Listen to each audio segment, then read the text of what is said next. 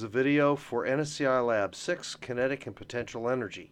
We're going to go over the tasks that we need to do in Excel to make this all work for us. First thing I'm going to do is I'm going to take my height measurements here, and I'm going to format the cells to have 2 decimal places. Okay, so that makes that look a little nicer. Next thing I'm going to do is I'm going to create the average time. I'm going to compute the average time. The easiest thing to do is say equal average. And then I'm going to highlight those 2 cells, close it off, hit enter. Then I just take this, copy it. I'm going to paste it down this way. Now again, I want this to look like just 4 decimal places.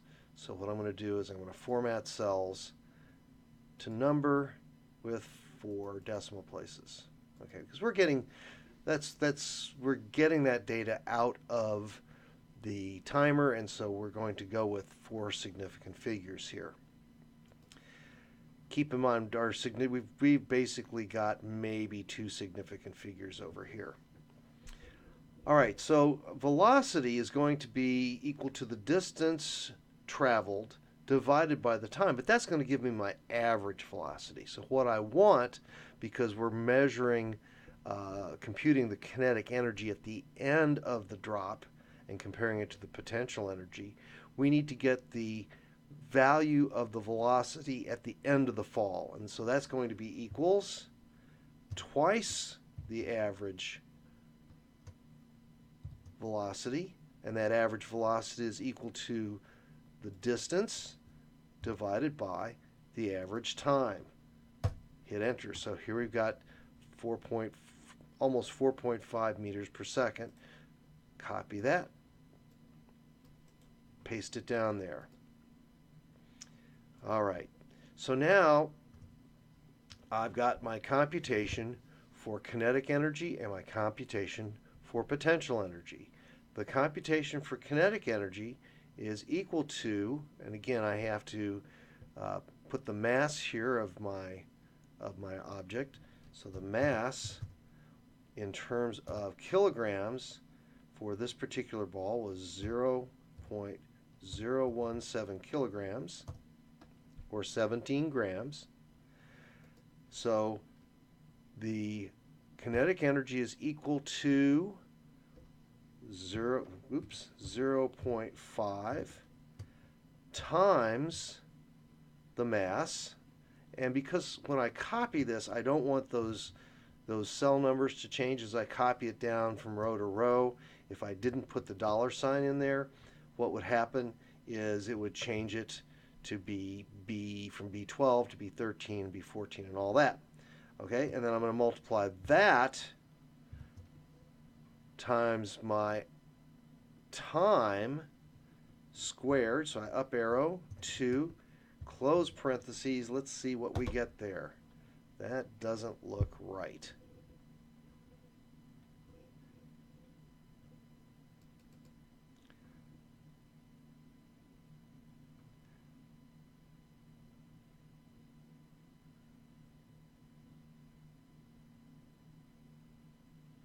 Oh, yeah, it's the velocity squared. So what we're going to do is we're going to change that to E. Enter. That looks more reasonable. Okay, so the formula for this is half of the mass, which is cell B12, times the velocity squared, which in this case is going to be E4. So what I'm going to do is I'm going to copy that, paste it down here, and so now we've got my kinetic energy, and this sort of makes sense. The closer it is to the pad when you drop it, the less kinetic energy it's going to have, the less time it's going to have to speed up. Okay, so my potential energy is equal to, again, the mass, and I need to put the $ here so that they don't modify when I copy that. It would help if I push the right button, wouldn't it?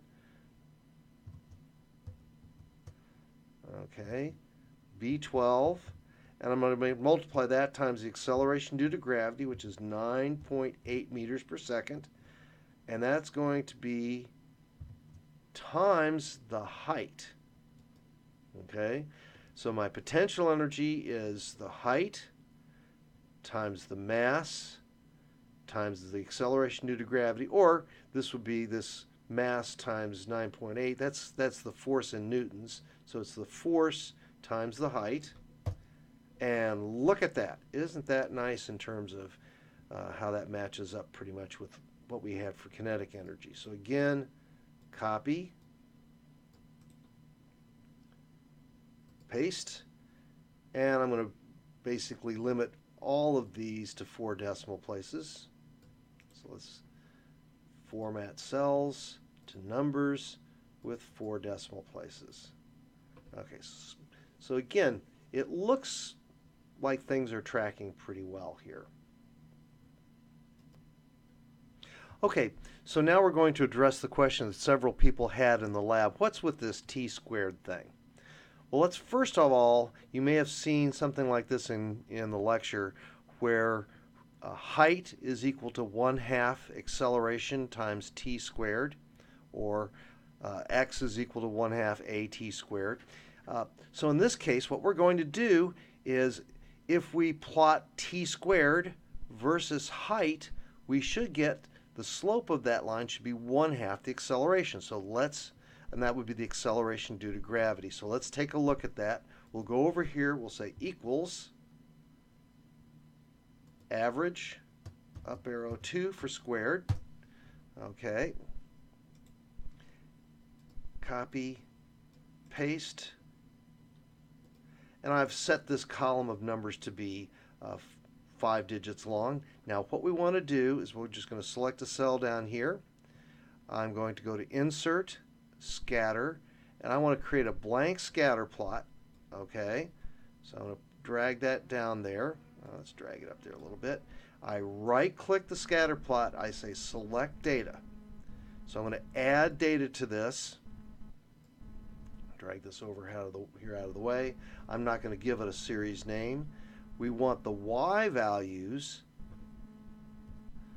to be the height.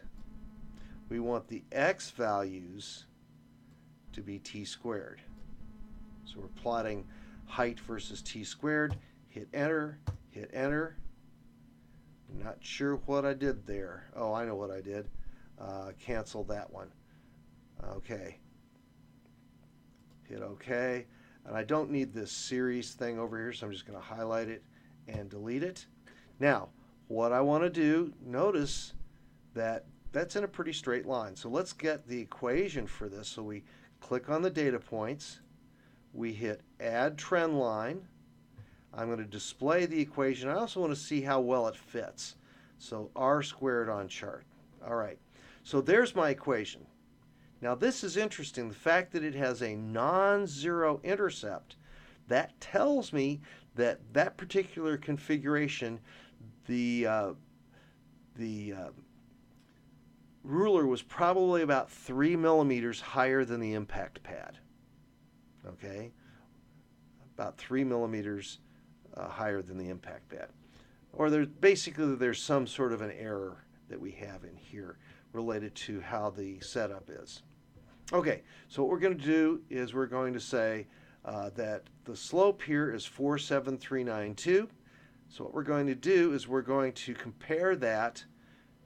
So we'll have percentage error, and that's going to be equal to the absolute value of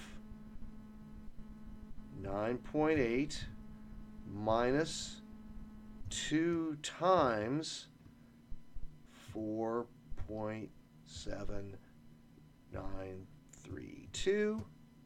Okay, I'm going to divide that by 9.8, which is my standard, and then I'll multiply all that by 100.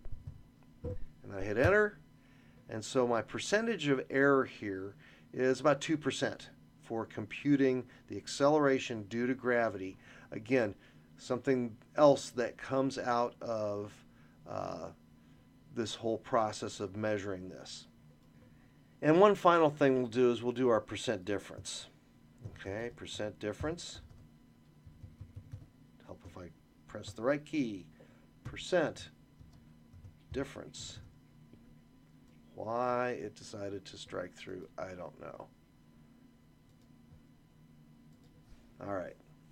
So the formula for that is going to be the absolute value. Again, absolute value simply says ignore the minus sign if there is one.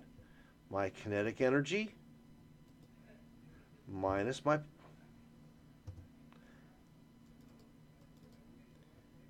kinetic energy would help. I have to say equal absolute value kinetic energy minus potential energy. I'm going to divide that by the sum of the two, or the average of the two. Okay, so that's going to be kinetic energy plus potential energy divided by 2. Notice how I've got my parentheses here. What that does is it adds those first, then it divides the sum by 2, then it takes that, divides it into there, and then I'm going to multiply that times 100. And I've got a difference here of 1.26. I'm just going to copy that down.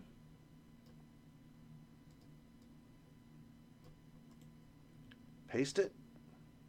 And there's our difference error.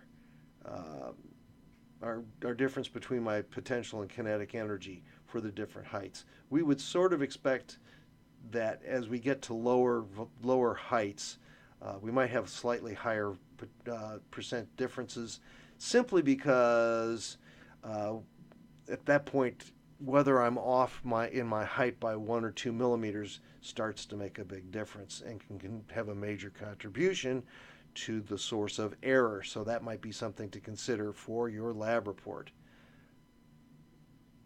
I think that's it. Bye.